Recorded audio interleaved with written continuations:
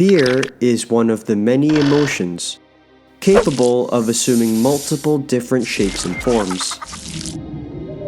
A fear of heights, spiders, and the dark are a few to say the least, but they're merely just the surface of what can provoke this feeling of dread, compared to the many wonders and anomalies known to none but the SCP Foundation.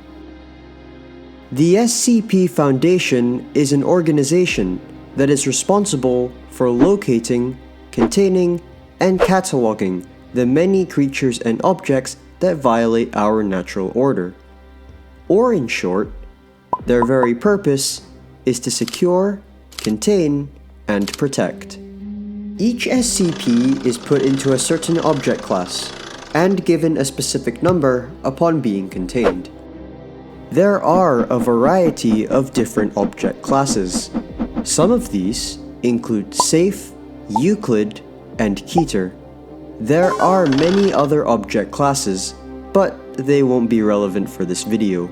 In today's video, we will once again be taking another in-depth look at the mysterious world of the SCP Foundation and 5 of its peculiar Safe Class Objects. Hello everyone, my name is Danish from MadMusic Animations, and do be sure to drop a like, subscribe, and hit that notification bell to be notified when I upload a new video. Safe. The designation assigned to subjects or objects that may be effectively and reliably contained. Safe designates may have individual containment procedures, but these procedures are not expected to fail frequently or be subject to later revision as more information is obtained about a subject.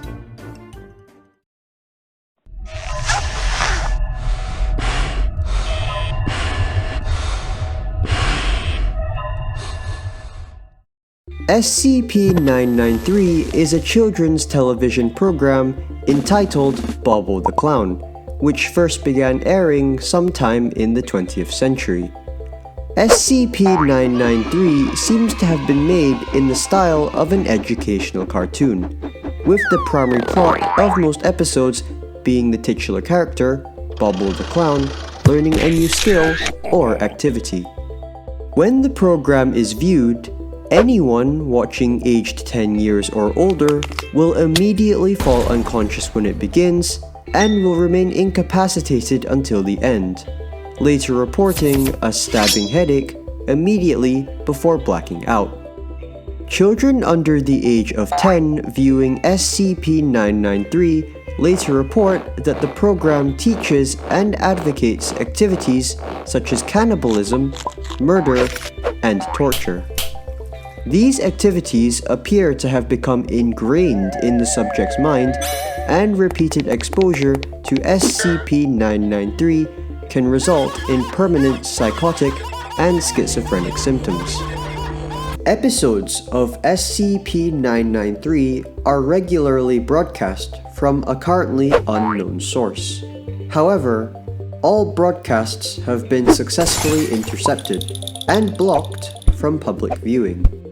Episodes of SCP-993 include Bobble's Kitchen Surprise, which centers around Bobble kidnapping and educating viewers on how to prepare a human for consumption, Bobble in the Big City, which centers around Bobble instructing viewers on methods of lighting fires undetected using resources such as mosquito coils, Bobble's Sneaky Saturday, which centers around Bobble silently stalking a woman for most of the episode and attacking her by the end, as well as giving detailed methods of remaining unseen in crowded places, Bobble Hates You, which features around Bobble in a blank room, angrily staring at the camera for the full 30-minute episode, and You, which features Bobble angrily giving detailed methods on how to breach several SCP's containment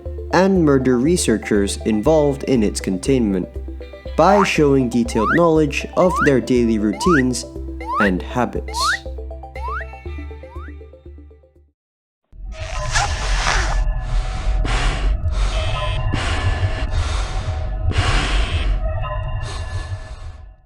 SCP-662 is a small silver handbell with a missing ringer, standing at 4 cm tall and 2 cm in circumference.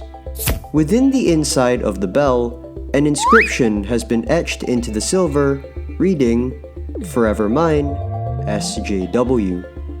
The bell is susceptible to damage, and as it is made of very pure silver, it requires regular polishing to remain without tarnish. When the bell is shaken as if to ring it, a soft chime, not coming from the bell, can be heard. Then, Mr. Deeds, a short, well-dressed Caucasian butler of self-proclaimed British heritage, will appear from the nearest area not within line of sight, usually from around a corner. Mr. Deeds will address the bell ringer by their appropriate title and last name and ask what it is they desire. His knowledge of individuals' last names and titles is a mystery, as he himself will purport. Most reasonable requests given to Mr. Deeds will result in satisfaction. However, he is unable to produce very complex items such as sports cars, luxury homes, or personal jets. If he is allowed to leave line of sight and return, he is able to produce smaller, less complex items, such as a ham sandwich, a glass of iced tea, or even more luxurious items like caviar or a brick of gold. Mr. Deeds will also perform menial tasks, such as washing vehicles, preparing food, and cleaning bathrooms. If a request is deemed unreasonable or impossible by the butler, he will kindly tell the ringer so, and offer an alternative if one may be had. The butler is not immune to ill actions taken against him while in sight. He has been killed or injured in multiple tests, and will remain either dead or injured until he is out of sight. Upon return with a ring of the bell, all previous injuries will have vanished, and he will be groomed and well dressed in his uniform and ready for the next order.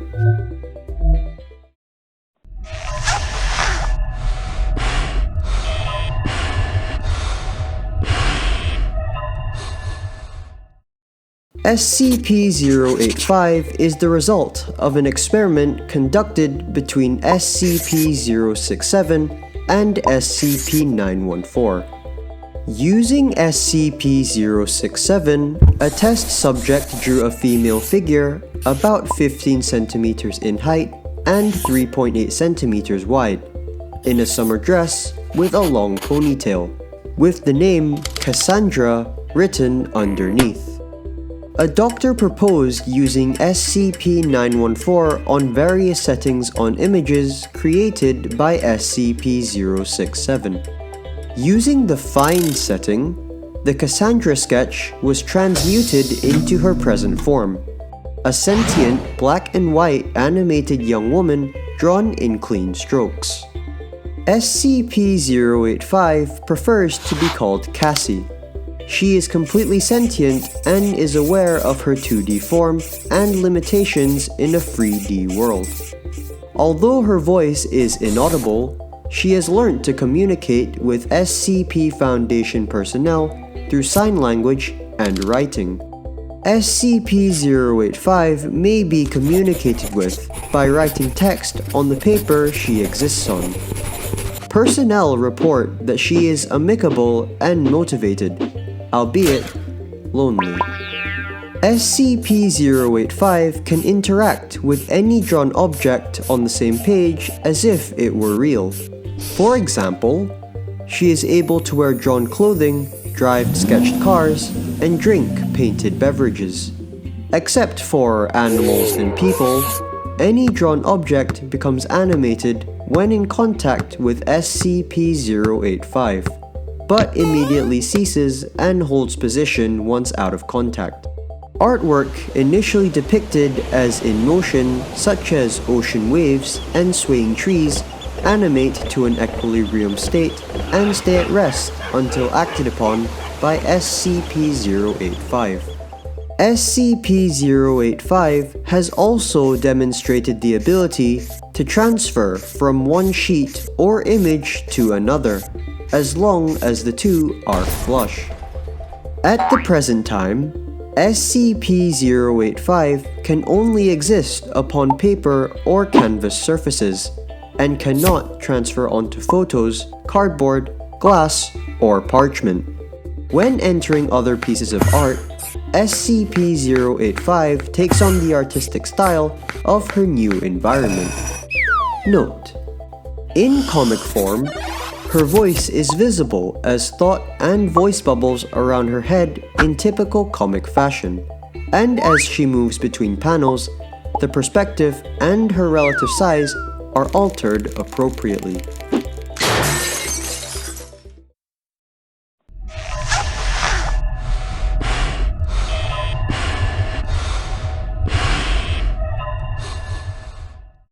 SCP-504 is a species of tomato, physically and genetically identical to that of the typical commercially grown tomato. It was recovered from an area in Kentucky after a woman reported to the police that her farmer husband had been murdered by his lunch. When a poor attempt at humor is made verbally within human hearing range of SCP-504's tomatoes, they instantly accelerate to a speed of at least 100 miles per hour in the direction of the sound's source. Only mature tomatoes, separated from their vines and less than 10% rotted or chemically compromised, exhibit this effect once each. Tomatoes do not have to be physically intact, though ingested tomatoes are usually insulated enough from sound to prevent their effects before neutralization by stomach acid. SCP-504 tomatoes seem to reach speeds relative to the inciting attempt at humor. Relevant variables seem to include corniness, humor-to-length ratio, and use of puns. Language appears relevant.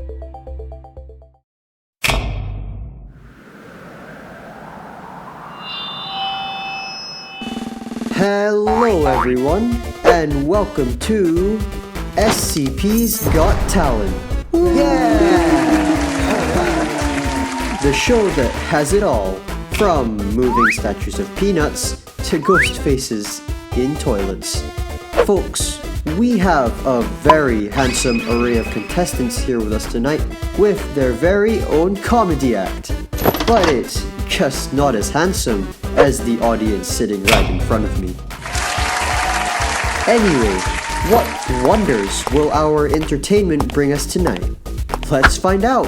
Tomatoes at the ready, and take it away, fellas. What's an archaeologist? Someone whose career is in ruins. I tried walking into Target, but I missed. Amazing! And for the last three, it says here, one of Russia's most famous statues of Vladimir Lenin has been bombed, leaving the Bolshevik revolutionary with a gaping hole in his rear. Take it away! Ooh, that's gonna leave a marks. BBC is just spelling the good news. That blows.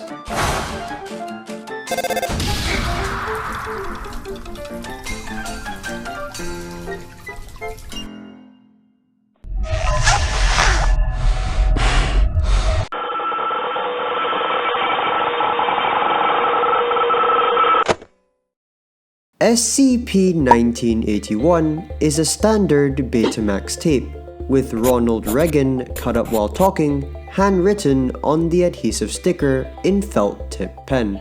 Laboratory analysis indicates that SCP-1981 is made of ordinary material, and serial numbers correspond with home cassette tapes produced in September of 1980. SCP-1981 was initially encountered by a filing clerk in the Ronald Reagan Presidential Library in 1991, who, upon watching it, alerted the police. A low-level police investigation was conducted, at which point the Foundation was alerted and secured SCP-1981, furthermore administering Class A amnestics. SCP-1981 appears to be a home video recording of former United States President Ronald Reagan delivering his Evil Empire speech to the National Association of Evangelicals at Sheraton Twin Towers Hotel, Orlando, Florida, on the 8th of March, 1983. However, at 1 minute 10, the speech begins to deviate heavily, eventually resembling no known speech ever made by Reagan. Beginning at approximately 5 minutes, multiple incisions, lacerations, and penetration wounds can be seen being slowly inflicted, though no corresponding source of these wounds is visible. Despite suffering bodily harm that would likely incapacitate an ordinary person, Reagan will continue to deliver his speech until either his vocal cords are severed or the tape degrades to static at 22:34. Upon rewinding and replaying SCP-1981, Reagan will deliver an entirely new speech, often radically different from the ones previously observed. Topics have included torture, ritual sacrifice, and many others. Trauma inflicted upon Reagan also appears to be divergent. In approximately 1 in 7 viewings of SCP-1981, a figure in black robes with a conical hood, referred to as SCP-1981-1, will have replaced a random member of Reagan's press detail. The significance of SCP-1981-1 appearances is currently unknown. The speeches delivered by Reagan are mostly incoherent and are largely composed of nonsensical anecdotes and parables. However, occasional references are made to future events that Reagan could not have possibly known about or predicted, such as the 9/11 terrorist attacks and the 2008 Russian elections results. Attempts to replicate SCP-1981 onto a similar Betamax tape have failed thus far. However, cameras used to record the television SCP-1981 is broadcasted on have succeeded in capturing individual playbacks. Years of natural magnetic interference has severely degraded SCP-1981's signal quality, making it even more difficult to sift meaningful information from playbacks. Additionally, the gruesome nature of the mutilations performed upon Reagan have been described as extremely disturbing by many. As Ronald Reagan was alive at the time of SCP-1981's containment, a surveillance net was deployed to establish any relation between him and SCP-1981. No known connection was developed, though Reagan would frequently complain about nightmares before his mental state degenerated due to Alzheimer's.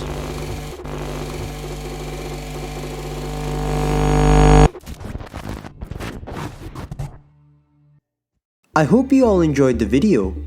Please be sure to like and subscribe for more content just like this one. If you have a similar topic that you would like me to talk about, please don't hesitate to put your comments down in the comment section down below. Thank you so much for watching. I will see you in the next video, and don't forget to stay noted.